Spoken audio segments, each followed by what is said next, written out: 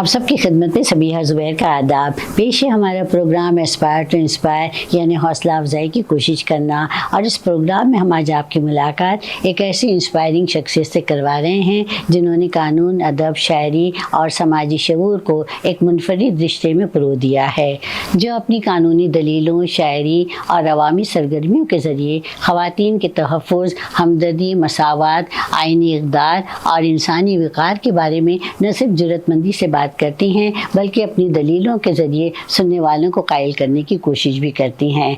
तो आइए मिलिए हमारी आज की मेहमान, माहिर वकील, शायरा, अदीबा, परफॉर्मिंग आर्टिस्ट और पब्लिक स्पीकर मोहतरमा रूहा लतीफ़ साहिबा। मोहतरमा रूहा लतीफ़ का इस्तकबाल हम इस शेर से करते हैं। फलक पर रक्स करते अनगिनत रंगी सितारों को, फलक पर रक्स करते अनगिनत रंगी सितारों को जब हम तरतीब देते हैं तो ये तस्वीर बनती है।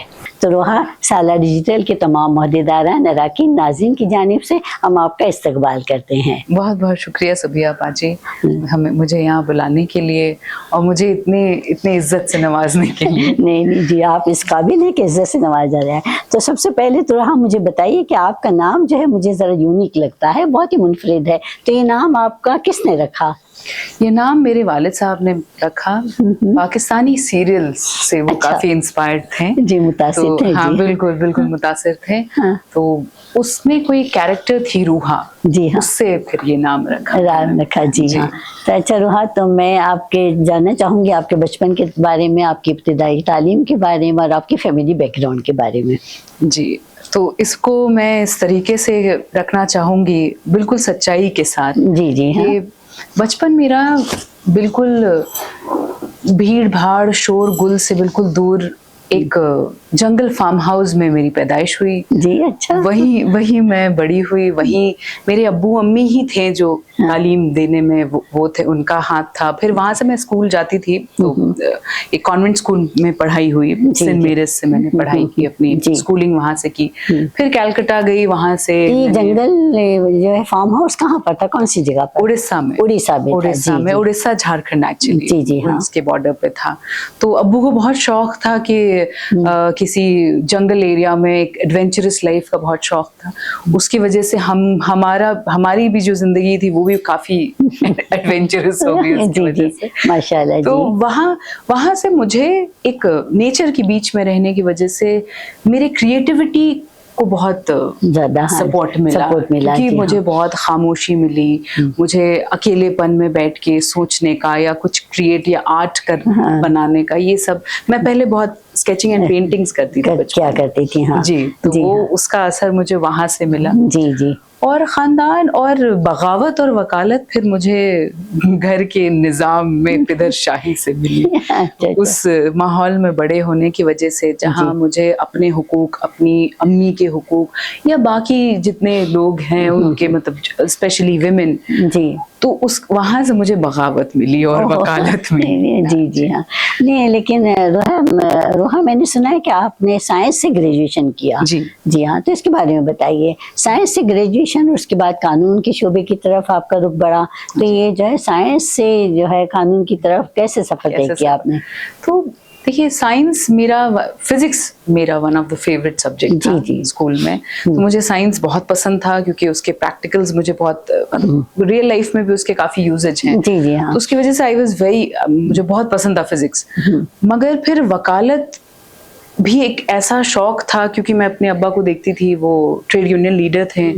तो मुझे बड़ा दिल करता था क्योंकि वो जब बाकी के पब्लिक गैदरिंग्स को एड्रेस करते थे, लोगों के हुकूक के लिए लड़ते थे, तो वो देख के मुझे ऐसा इंस्पिरेशन मिलता था कि मुझे भी I should also become a voice for someone. किसी की आवाज बननी है, अपनी आवाज बुलंद करनी है। तो वकालत मैं बहुत पहले ही पढ़ना चाहती थी, मगर फिर मेरे वालिद ने ही डिस्करेज किया कि क्योंकि आप पहली जनरेशन एडवोकेट होंगी, खानदान में कोई एडवोकेट नहीं है अपनी तरफ से जो आपको पैट्रोनेज आपको ये दे सकेगा, सपोर्ट दे सकेगा।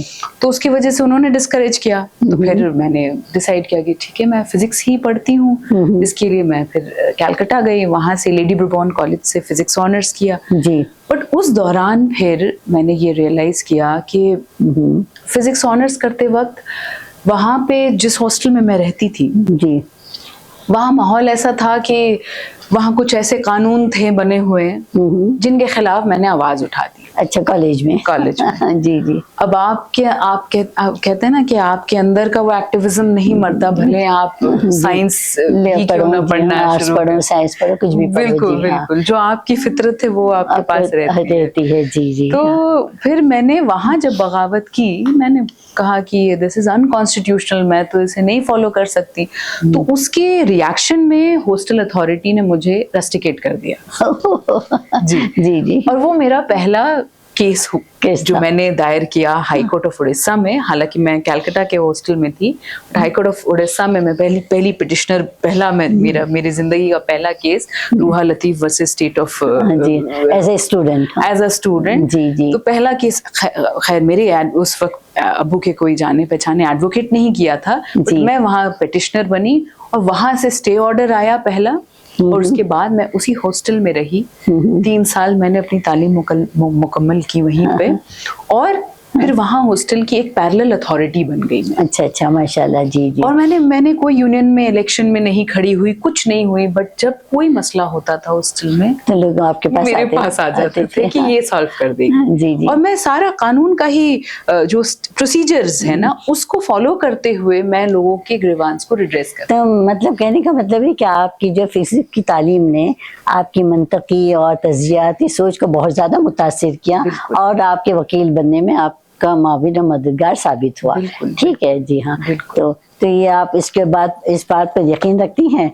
जी हाँ। जी बिल्कुल बिल्कुल, क्योंकि फिजिक्स आपको या साइंस से साइंस की कोई भी अगर आप सब्जेक्ट देखा जाए तो वो आपको बहुत पुश करती है कि आप एनालिटिकल थिंकिंग के ऊपर बहुत ज्यादा तवज्जो दिया जाता है उसमें। और प्रॉब्लम सॉल्विंग एक ऐसा सब्जेक्ट है ना, एक ऐसा प्रोसीजर है, प्रॉब्लम आपको सॉल्व करना होगा फिजिक्स में, तो उसके पीछे जो आपको मशक्कत करनी पड़ती है वो आपको शायद जिंदगी में भी बहुत। और मंतिक की क्या बात होती है फिर? लॉजिकल? हाँ, लॉजिकल एनालिसिस।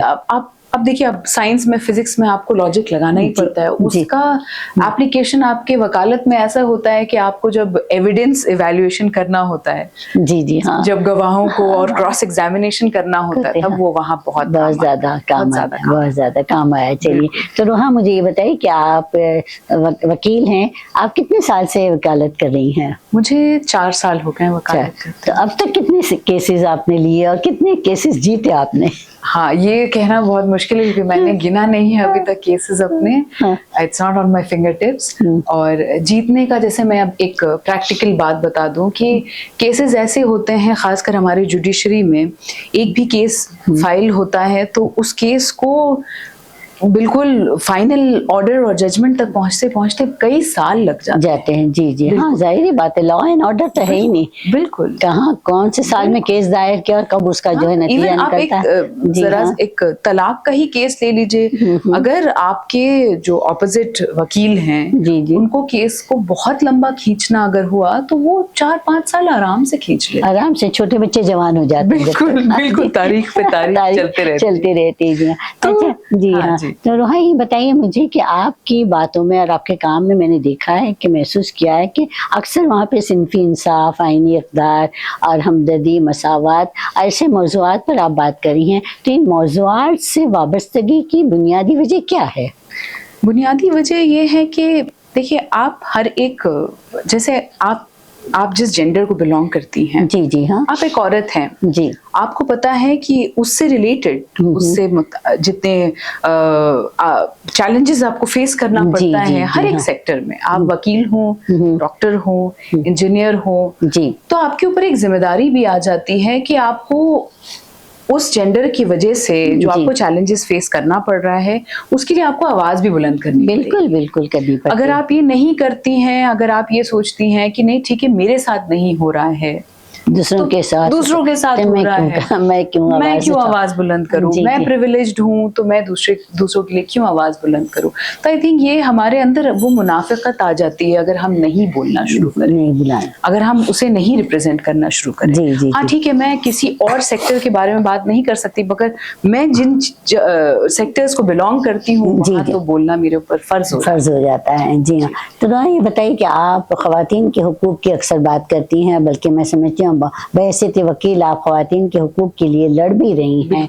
तो ये बताइए कि आजकल के ज़माने में जो कानून जो है ख़वातीन के हुकूक़ का मुहाफ़िज़ बन रहा है क्या? जी, इसमें मैं बहुत ही एक टेक्निकल जवाब आपको देना चाहती हूँ इसमें। देखिए, कानून में एक जब कोई कानून कोई लॉ पास होता है तो वो दो तरह का होता है। एक होता है सब्सटैंटिव लॉ और एक होता है प्रोसीजरल लॉ। जी जी। सब्सटैंटिव लॉ में क्या होता है कि आपको बहुत सारे कानून आपको बहुत सारे हुकूक दे चुका है। जैसे आपके पास मेंटेनेंस राइट है after in a marital bond, आपके पास राइट टू रेसिडेंस है, ये सारी चीजें सब्सटैंटिव लॉ में है। जी जी हाँ बिल्कुल। मुश्किल वहां होती है बहुत ज्यादा जहां प्रोसीजर लॉ का मसला होता है। जब उसी प्रोसीजर को फॉलो करके आपको इंसाफ जब मिलना होता है तो वो जो प्रोसीजर है वो बहुत मुश्किल है। जी जी हाँ। Specially being a woman approaching a court, अदालत तक एक केस जाना, अदालत तक वो केस फाइल होना, वो सफर तो खुद इतना मुश्किल है। एक्सेस जो है जस्टिस का एक्सेस, क्योंकि खुद वकीलों की फीस भी बहुत हाई हो चुकी है। जी जी जी। इतना इंसाफ अब इतना सस्ता है नहीं। जी जी। ठीक है, तो आपको पहले उस वकील को तलाशना, फिर वकील से वो केस दायर करना, फिर अदालत उस केस को किस नजरिए से देखती है, क्योंकि आपके पास सब्सटैंटिव लॉ होने के बावजूद एविडेंस आपके पास कितना है अपनी बात को प्रूफ करने का। जी हाँ, ये बहुत बड़ी चैलेंज, बहुत बड़ी चैलेंज। तो रोहा मुझे ये बताइए कि बहैसियत खातून वकील आपको किन चैलेंजेस का, जैसे आपने बात की है अभी, तो कौन से ऐसे चैलेंजेस का सामना करना पड़ा है? हाँ, सबसे बड़ी चैलेंज जो मेरे लिए ये हुई है कि मैं किसी भी और वकीलों से मिलूं या किसी जज के सामने, लोगों को आदत नहीं है एक औरत को कामयाब और ज़हीन देखने की। जी हाँ। अगर आप बात करना शुरू करती हैं तो पहले लोगों को लगता है अच्छा तो औरतों का तो काम ही नहीं था ज़हानत से, ज़हीन औरत, हाँ ताल्लुक ही नहीं है। बिल्कुल बिल्कुल। तो ज़हीन औरत लोगों को बर्दाश्त भी नहीं होती। हाँ जी। आप अपनी बात अगर एक असर्टिव वे में रखती हैं, जी हाँ, बड़े एकदम कॉन्फिडेंस के साथ रखती हैं, तो लोग इंटिमिडेट हो जाते हैं। जी जी बिल्कुल बिल्कुल। ये सोचते हैं कि ये बिल्कुल मतलब दिस इज मतलब ये कोई और है, ये मतलब ये हमारे माशरे की औरत नहीं है। जी जी, ऐसा मेरे साथ कई बार हो चुका है। जी जी, आपको बहुत सारे लेबल्स लगा दिए जाते हैं। बहुत बहुत बहुत, वो लेकिन लेबल सामने से नहीं लगते, पीछे से लगते हैं। हाँ, क्योंकि सामने आपका पर्सनैलिटी बहुत स्ट्रॉन्ग होता है। जी जी जी माशाल्लाह। सामने तो नहीं आपको कहेंगे, आपको सुनने को मिलता है कि आपके बारे में लोग क्या कहते हैं, क्या सोचते हैं। लेकिन जो है बाज़ बातों को नजरअंदाज करके जिंदगी आगे बढ़ती रहती है, चलती रहती है। और आजकल खवातीन जो है हमारे माशरे में बहुत ज्यादा तरक्की कर रही हैं, तालीम याफ्ता हैं, जॉब कर रही हैं, तरक्की कर रही हैं और जो है फाइनेंशियली इंडिपेंडेंट हो चुकी है। और यही वजह यहाँ पर रोहा, मैं आपको दूसरा सवाल ये पूछना चाहूँगी कि फेमिनिज्म के तस्वुर के बारे में आपका क्या ख्याल है, जिसने हमारे ख़ानदानी निज़ाम को तबाह बर्बाद कर दिया है। जो फेमिनिज्म का जो तस्वुर है कि ख़वातीन चूँकि जैसे मैंने कहा फाइनेंशियली इंडिपेंडेंट होने की वजह से मर्दों की बालादस्ती को तस्लीम नहीं करती, तो इसके बारे में आप क्या कहना चाहेंगी? आपके पास बहुत सारे केसेस आते होंगे। जी हाँ बिल्कुल। मैं फेमिनिज्म पे ये कहूंगी कि फेमिनिज्म एक रिएक्शनरी मूवमेंट है, एक और निजाम के खिलाफ जो औरतों को एक बराबर नहीं समझता। उसकी वजह से फेमिनिज्म राइज करता है। और जब भी कोई मूवमेंट राइज करता है तो वो नहीं देखता, फिर वो रूल्स एंड रेगुलेशन नहीं देखता। वो जब मारता है तो वो ऐसे मारता है कि जो अच्छा निजाम है वो भी टूट जाता है, उसे भी चोट पहुंच जाती है। तो रोहा, क्या आप नहीं समझती कि इस निज़ाम की वजह से, फेमिनिज्म की वजह से बच्चों के ऊपर, आने वाली जो हमारी नस्लें हैं उन पर बहुत ज़्यादा असर पड़ रहा है? जैसे कि अभी आपने कहा तलाक की वारदातें पहले नहीं होती थी, लेकिन आजकल हर दूसरे महीने में, बल्कि हर महीने में आप इतनी ज़्यादा तलाक की बातें सुनते हैं कि वो जो है मामूल सा बन गया है। पुराने ज़माने में कभी कभी तलाक़ें हुआ करती थी, लेकिन अब जो है इस फेमिनिज्म की वजह से मैं पूछना ये चाह रही हूँ कि मर्द और औरत ही नहीं बल्कि मियाँ और बीवी के दरमियान कशीदगी बहुत ज्यादा बढ़ गई है। तो इसके बारे में आप क्या कहना चाहेंगी? तो मैं तो आपको इसमें कोई ब्लैक एंड व्हाइट रिप्लाई नहीं दूंगी। बिल्कुल जी जी। मैं ये कहूंगी कि क्योंकि जिस तरीके के केसेस मेरे पास आते हैं, जब कोई एक औरत केस लेके आती है तो वो ये केसेस लेके आती है कि उस पर तशद्दुद हो रहा है या उसको उसके बेसिक राइट्स नहीं मिल रहे हैं। उसके रिएक्शन में वो ये कहती है कि मैं बहुत साल से, जैसे 18 साल 30 साल की औरतें वो आके मेरे पास مطلب وہ پھر بھی کنفیوزڈ رہتی ہیں کہ میں کیا کروں اس نظام میں کیا کروں. اس لیے میں کہہ رہی ہوں نا کہ میں نظام جو پدر شاہی کا نظام، جی ہاں، اگر وہ نظام جہاں ایکوالٹی نہیں ہے، اگر وہ نظام نہ رہے اور عورت اور مرد برابر رہیں اور دونوں کو اپنے اپنے ڈیوٹیز کے بارے میں پتا ہو، دوسروں کو سمجھنا چاہیے، انڈرسٹینڈنگ ہونی چاہیے. بالکل. اب وہ انڈرسٹینڈنگ نہیں رہی، وہ صبر برداشت نہیں رہی، وہ صبر و تحمل نہیں رہا، وہ حکمت عملی نہیں رہی، تو ہم کہاں جا رہے ہیں روحا؟ یہ بتائیے. اچھا چلیے، ان تمام باتوں سے آگے میں کہنا چاہوں گی کہ آپ وکیل بھی ہیں اور اس کے ساتھ ساتھ آپ ایک شاعرہ بھی ہیں اور ادیبہ بھی ہیں. تو وکالت سے شاعر اور ادیبہ کا سفر یہ کس طرح سے آپ توازن قائم کرتی ہیں؟ کیونکہ وکالت جو ہے قانون بتاتا ہے، اور شاعری اور جو ہے مصنفہ جو ہوتی ہیں وہ ایک حساس دنیا ہوتی ہے. بالکل. تو ایک قانونی دنیا سے حساس دنیا کی طرف آپ کیسے آئیں؟ ہاں، میں اس میں آپ سے یہ شیئر کرنا چاہوں گی، آپ سے بانٹنا چاہوں گی کہ یہ بات مجھے سوال بہت لوگوں نے پوچھا ہے. انفیکٹ اس طریقے سے پوچھا ہے کہ آپ وکیل بھی ہیں، شاعر بھی، تو کیا عدالت میں وکالت اور رشتوں میں عدالت میں شاعری اور رشتوں میں وکالت لے آتی ہیں؟ جی جی. تو پھر دیکھیے، مجھے وہی کہنا پڑتا ہے نا کہ کسی کو اگر کوئی سخت بات مجھے بہت نرم لہجے میں کہنی ہوتی ہے. جی جی. جیسے کوئی سوشل ریفارم لانا ہے مجھے، مگر آپ کس سے مخاطب ہیں، آپ کس سے بات کر رہی ہیں؟ آپ اپنی ایک ایلڈر جنریشن سے بات کر رہی ہیں جو ایک بہت وہ جدید طور سے نہیں سوچتے ہیں، وہ بہت مطلب دقیانوسی خیالات کے ہیں. آپ مگر ان سے اس لہجے میں نہیں بول سکتی ہیں. بالکل نہیں. آپ ان سے بلیک اینڈ وائٹ نہیں بول سکتی کہ نہیں میں آپ سے نہیں اتفاق رکھتی ہوں. آپ کو پھر نرم لہجے میں ان سے بات کرنا. اچھا، شاعری کب سے شروع کی؟ کون سی، کس عمر سے؟ 2015 آفٹر گریجویشن. میں نے فزکس کے گریجویشن کے بعد جب میں دلی گئی، وہاں سے میں نے پھر سب سے پہلے کیا کہا؟ غزل کہی؟ نہیں، میں پہلے انگلش میں لکھتی تھی. انگلش میں لکھتی تھی. وہ میرا ایکسپریشن تھا، اور اس کے ساتھ میں اسکیچ آرٹ کرتی تھی. اچھا. تو اپنی بات اگر پہنچانی ہوتی تھی مجھے کوئی بھی آئیڈیا، تو میں اسکیچ کرتی تھی، اس کے ساتھ میں پوئٹری کرتی تھی. تو جو میری پہلی 2 کتاب ہے، ballads from a mother's heart اور کانورسیشن، وہ انگلش میں ہی ہے. انگلش میں ہی ہے. اردو میں نے ایکسپریس کرنا شروع کیا کووڈ کے بعد. ہاں جی. تو میں وہیں پر آ رہی تھی کہ آپ کی کتاب، جب مجھے پہلی بار جب میں نے آپ کی کتاب کا نام سنا، تو مجھے سب سے پہلے تو گلزار کی بہت ہی مایہ ناز شاعر ہیں اور فلمی نغمہ نگار ہیں، تو ان کی وہ نظم یاد آ گئی جو نظم کا عنوان تھا روح دیکھی ہے کبھی. تو میں نے سوچا کہ شاید روحا نے ان کی نظم کے عنوان سے متاثر ہو کر اپنی کتاب کا عنوان رکھا. صحیح سمجھا. اچھا، کیونکہ آپ نے وہ نظم سنی ہوگی. جی جی. ہاں، کہ روح دیکھی ہے کبھی ہے جو کیا. جی جی. ہاں کبھی. تو اچھا باجی، اس نظم کو جب آپ سنیں گی تو مجھے کیا احساس ہوا اس نظم کو سن کے؟ بچپن میں میری امی نا توریت، ہاں جی ہاں، توریت سے بہت ساری کہانیاں مجھے پڑھ کے سناتی تھی. جی جی. تو توریت میں کہانیاں بہت طویل کہانیاں، بہت طویل ہیں. جی ہاں، بہت ڈسکرپٹیو ہوتی ہیں. تو میں بچپن میں جب موسیٰ علیہ السلام کی کہانی جب پڑھتی تھی امی، تو میرے تصور میں ایک امیجری آتا تھا، ایک بالکل کیسے موسیٰ علیہ السلام کی امی نے ان کو ایک اس میں بند کے ایک صندوق میں رکھ کے پھر اپنی بیٹی کو کہا کہ جاؤ اسے دریا میں چھوڑ کے آ جاؤ تاکہ اس کا جان بچا سکے.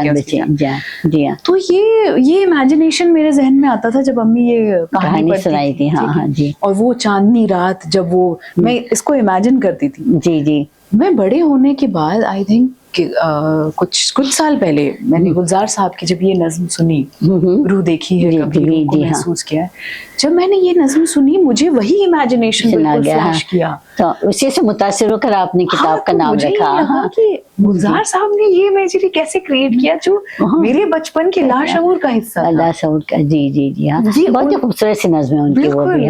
جی، میں نے آپ کی کتاب ابھی پوری نہیں پڑھ سکی ہوں، انشاءاللہ تعالیٰ پڑھوں گی. تو روحا مجھے یہ بتائی کہ آپ نے اپنی ماں کی بھی باتوں کو جو ہے ایک نظم کے طور پر پیش کیا ہے، بیلٹس فرام مدرز ہارٹ. تو اس کو کس طرح سے، وہ کیا ہے وہ نظم؟ آپ تھوڑا سا اس کا سنا سکتی ہیں؟ جی ہمارے ناظرین کو سنائیے. میں وہ نظم تو نہیں ہے، بیلٹس فرام مدرز ہارٹ ایک اگین اٹس اے بک، اور وہ انگلش میں ہی ہے کتاب.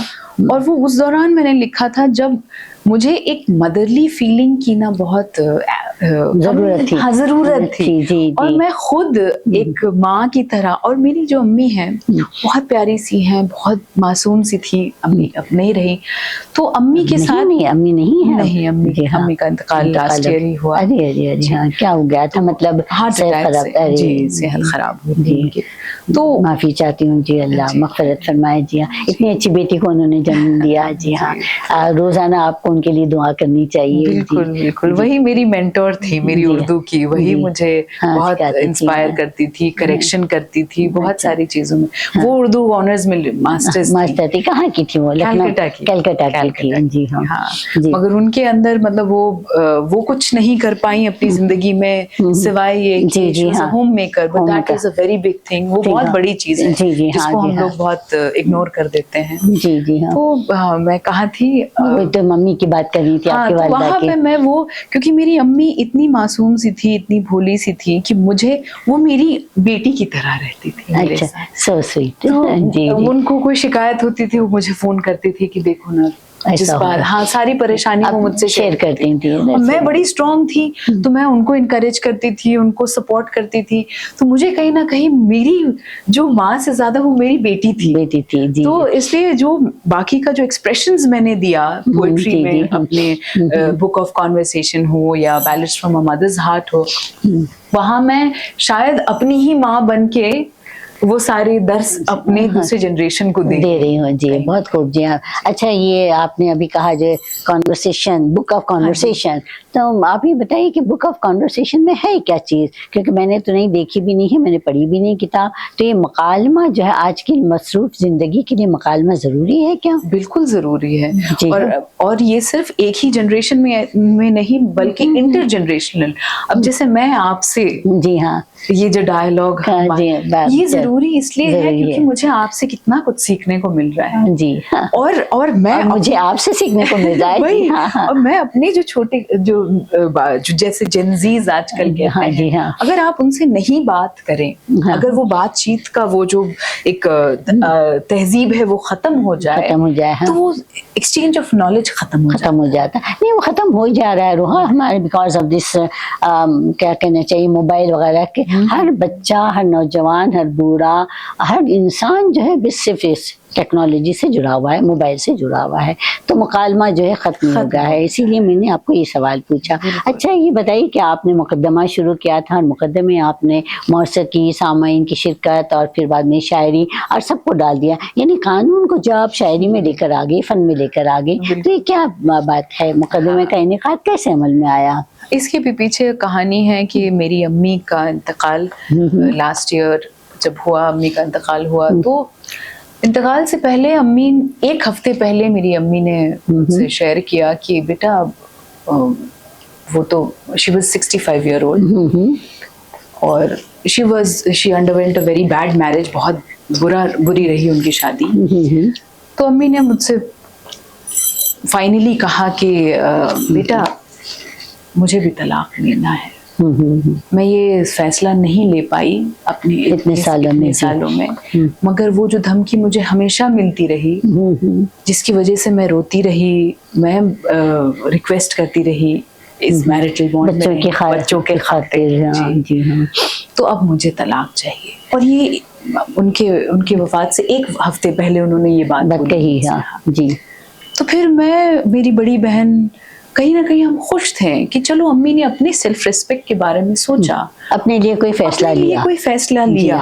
یہ نہیں سوچ کے کہ میں کمزور ہوں یا کیا ہوگا میرے ساتھ, ایسا کچھ نہیں, بس اپنی سیلف ریسپیکٹ کو, کیونکہ آپ سب ان کی طاقت بن چکی تھی.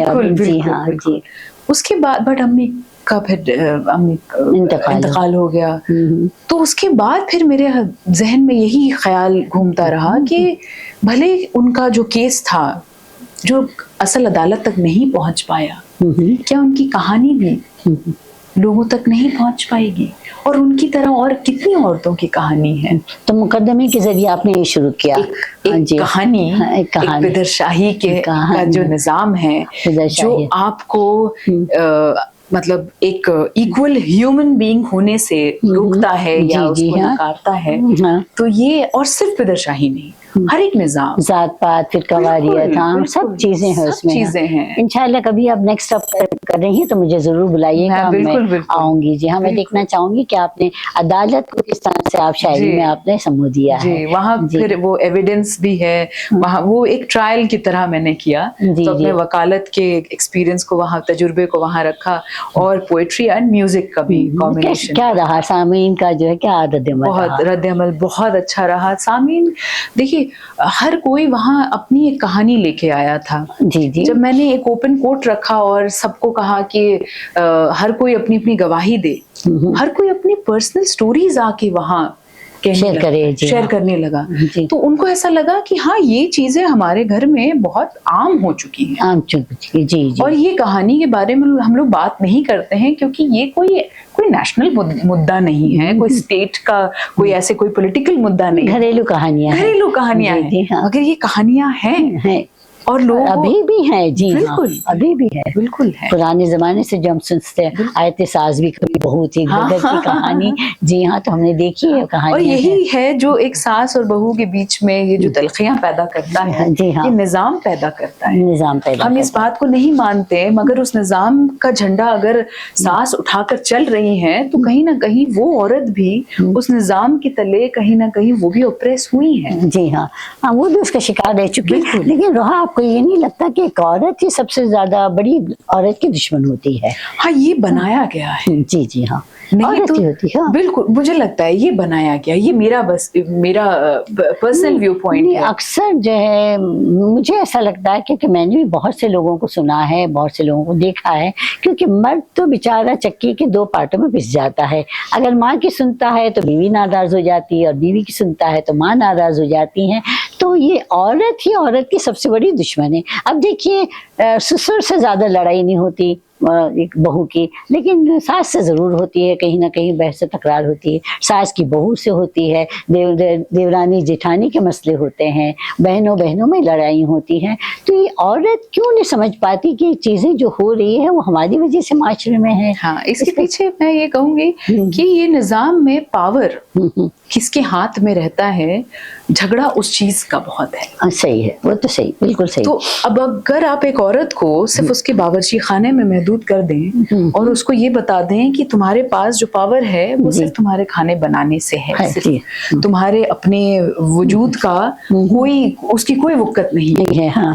तुम अगर माँ हो तो तुम्हारा इम्पोर्टेंस है, अगर तुम बीवी हो तो इन रिश्तों में अगर तुम कुछ हो तो तुम्हारा इम्पोर्टेंस है, नहीं तो तुम कुछ नहीं, तुम कुछ भी तुम सबीहा जुबैर हो मगर तुम कुछ नहीं हो, अगर तुम माँ नहीं हो, बेटी नहीं हो, बहू नहीं हो, तो औरत इन रिश्तों को ही अपनी आइडेंटिटी समझने लगती है। तो अगर कोई और रिश्ता, अब जैसे अब आपकी कोई और बच्ची आ जाती है जो वही पोजीशन आपका लेना चाहती है, तो औरत थ्रेटेंड फील करती है, फिर वो पावर उस पर असर्ट करती है कि इसको यहाँ से हटाओ। तो ऐसा नहीं होना चाहिए ना, वो सास को भी जो है डरना नहीं चाहिए। अगर बच्ची आई है तो उसको आप छोड़ दीजिए। तभी सही हो सकता है जब औरतें खुद फाइनेंशियली इंडिपेंडेंट हो और उनकी अपनी एक शनाख्त हो। हाँ जी। जैसे मेरी सास के साथ मेरी प्रॉब्लम नहीं होती क्योंकि वो खुद एक इंडिपेंडेंट वुमन है, फाइनेंशियली बहुत इंडिपेंडेंट है और उनकी अपनी एक आइडेंटिटी है। आज भी वो अपने बच्चों को देख सकती है, अपने आप को भी देख सकती है, अपने आप का भी ख्याल रख सकती है। ठीक है, ईगो कभी नहीं। लेकिन यहाँ पर एक और बात है जो मैं आपसे शेयर करना चाहूंगी या बताना चाहूंगी कि सास कितनी भी अच्छी क्यों ना हो, बहू को बुरी लगती है, और बहू कितनी भी प्यारी क्यों ना हो, उसको माँ की बातों को बर्दाश्त कर पाती है, लेकिन साथ अगर एक जुमला कह दे तो उसको अच्छा नहीं लगता। तो ये यहाँ पर कॉन्फ्लिक्ट बहुत होते हैं। मैं समझ सकती हूँ। हाँ जी हाँ।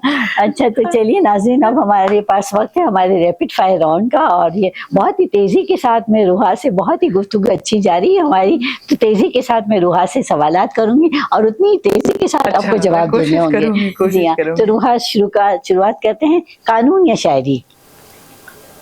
दोनों बहुत जरूरी। शायरी की वजह से मैं जिंदा रहती हूँ, कानून की वजह से घर चलता है और दूसरों की आवाज बनती हूँ। कानून की वजह से दूसरों को जिंदा रखती हैं। अदालत या स्टेज? स्टेज। कलम या माइक? माइक। फिजिक्स का फॉर्मूला जो आज भी याद हो? अच्छा, फॉर्मूला E = mc²। आइंस्टाइन की रिलेटिविटी जी थ्योरी ऑफ रिलेटिविटी। दलील या शेर? शेर। दिल की ज्यादा सुनती है या दिमाग की? दोनों की। दोनों की। कोई एक शायर या शायर है जिसे आप बार बार पढ़ना पसंद करती हैं? कुछ नज़में मैं बहुत पसंद करती हूँ बार बार, जी जैसे फैज अहमद फैज, जी। साहिल लुधियानवी, जी, कोई जी। एक पर्टिकुलर शायर। जी जी माशाल्लाह। हाँ, अदालत में जीत या सामीन की दाद? सामीन की दाद। अगर आप वकील न होती तो क्या होती? सोचा नहीं। शायर तो है आप हैं। नेता होती। नेता होती है। अच्छा अच्छा। एक लफ्ज में रूहा।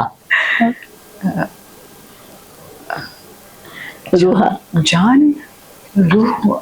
नहीं, एक लफ्ज आपके नाम की मुनासिबत से मैं पूछ रही हूँ, एक लफ्ज में रूहा, आप अपनी शख्सियत को एक लफ्ज में कैसे बयान करेंगी?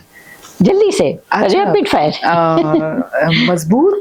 मजबूत। हाँ, जी। स्ट्रॉन्ग। स्ट्रॉन्ग माशाल्लाह। गुस्सा जल्द आता है या देर से? जल्द आता है, ठंडा भी हो जाता है। अच्छा, कोई ऐसी आदत जिसे आप बदलना चाहती हैं? बहुत इमोशनल हो जाती हूँ कभी कभार अपनी केसेस, जब कोई अपनी पर्सनल स्टोरी शेयर करता है तो मैं रोक नहीं पाती हूँ, मैं खुद इमोशनल हो जाती हूँ। जी हाँ। उसका बैगेज। खामोशी या मुकालमा? खामोशी। खामोशी। किस कॉन्टेक्स्ट में? अच्छा। हाँ। ईमान या सवाल या दोनों? दोनों।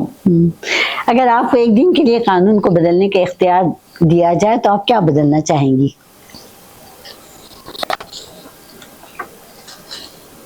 कोई एक कानून को बदलना है? कोई कानून को आपको बदलने का इख्तियार दिया जाए। हाँ, पहले If you leadership become a को boss, हाँ जी, अच्छा Top leadership। notch leadership को बदलना। अच्छा, एक समाजी रवैया जिसे आप फौरन खत्म करना चाहती हैं? रवैया। जी हाँ, लोगों के रवैयों से बहुत ज्यादा तकलीफ जज होती है। करना, आपके ईमान को जज करना आपके जी लिबास से। हाँ, पिद्रशाही एक जुमले में? ऑपरेशन, जुल्म। जी। मोहब्बत, इंसाफ, आज़ादी, सिर्फ आज़ादी। एक का इंतखाब करें। मोहब्बत, इंसाफ, आज़ादी। आज़ादी। कामयाबी का मतलब आपके लिए? खुशी, सुकून। जिंदगी का सबसे बड़ा सबक? सबसे बड़ा सबक।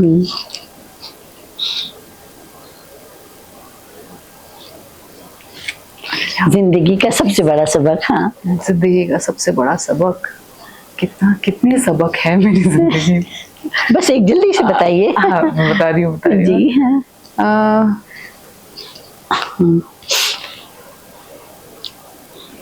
मुझे कुछ चैलेंज याद आ रहे हैं सबक से ज्यादा। अच्छा। हाँ, जी हाँ, कि तो अपने बारे में नहीं सोचना। मेरी भतीजी का वो मुझे याद आ रहा है। जी, उनके वालिदैन की तलाक शायद। हाँ हाँ, जी जी हाँ, वो मेरे लिए बहुत बड़ा चैलेंजिंग टाइम था। अच्छा ठीक है, रूह देखी है कभी? इसके बारे में एक लफ्ज के बारे में, सिर्फ रूह देखी है कभी एक लफ्ज में? नहीं। किसी ने नहीं। अच्छा ठीक है, आप बताइए। जी हाँ। रूह देखी है कभी? नहीं देखी है। देखी है, रूह देखी है। आपकी किताब की शक्ल में देखी है। हाँ, मेरी किताब की लेकिन शक्ल में सही मानों में नहीं देखी है। जी चलिए। अच्छा रोहा, हमारे नाज़रीन को आप क्या पैगाम देना चाहेंगी? मैं कहूँगी नाज़रीन को ये कहना चाहूँगी, खासतौर पर नौजवान नाज़रीन को आप क्या कहना चाहेंगी कि हमारे माशरे में सुधार लाने के लिए उनका क्या अमल होना चाहिए, क्या करना चाहिए उन्हें? मेरे ख्याल में नाज़रीन को मैं ये कहना चाहूँगी कि अपने आप को इतना मजबूत बना लीजिए कि आपको दूसरों की मदद करने से पहले आप पहले खुद की मदद करना सीखें। बिल्कुल, जैसे कहते हैं ना वो फ्लाइट जब आप टेक ऑफ करने लगती है तो कहते हैं ना कि ऑक्सीजन का मास्क पहले खुद को लगाएं, फिर दूसरों की मदद करें। तो अपने आप को फिजिकली, फाइनेंशियली, मेंटली, इमोशनली इतना स्ट्रांग बना लीजिए कि पहले आप अपने आप को प्रोटेक्ट करना सीख लीजिए, फिर आप किसी और की मदद कर सकें। जी, तो मैं वो कहना चाहूँगी। रोहा, बहुत बहुत शुक्रिया, आपके साथ हमारी गुफ्तगू बहुत अच्छी रही। बहुत प्यारी प्यारी बातें आपने बताई, अपने बारे में, वालिदैन के बारे में। आपका बहुत बहुत शुक्रिया। आपका भी बहुत बहुत शुक्रिया। اور میں کیا کہوں کہ آئی ایم سو مطلب ریپڈ فائر راؤنڈ میں مجھے میں نے بہت برا پرفارم کیا ہے. نہیں بہت اچھا کیا, بہت اچھا کیا. شکریہ شکریہ. ناظرین, آپ نے دیکھا, آپ نے سنا, یہ تھی ہماری مہمان محترمہ روحا لطیف صاحبہ. محترمہ روحا لطیف سماج سدھار کی کوششیں کر رہی ہیں. آپ نہ صرف سماج کی برائیوں کے خلاف آواز اٹھا رہی ہیں بلکہ ان برائیوں کو دور بھی کرنا چاہتی ہیں. ہماری نیک خواہشات محترمہ روحا کے ساتھ ہیں. ناظرین, معاشرے کی میں تبدیلی کسی ایک فرد, کسی ایک ادارے یا قانون کی ذمہ داری نہیں بلکہ یہ ہم سب کی مشترکہ ذمہ داری ہے. جب ہم اپنے آپ میں تبدیلی لانے کی کوشش کریں گے, جب ہم اپنے کردار میں, اپنی زبان میں, اپنے رویوں میں اور اپنے ضمیر کا محاسبہ کریں گے تو یقیناً ایک پرامن اور ایک مہذب معاشرہ وجود میں آئے گا.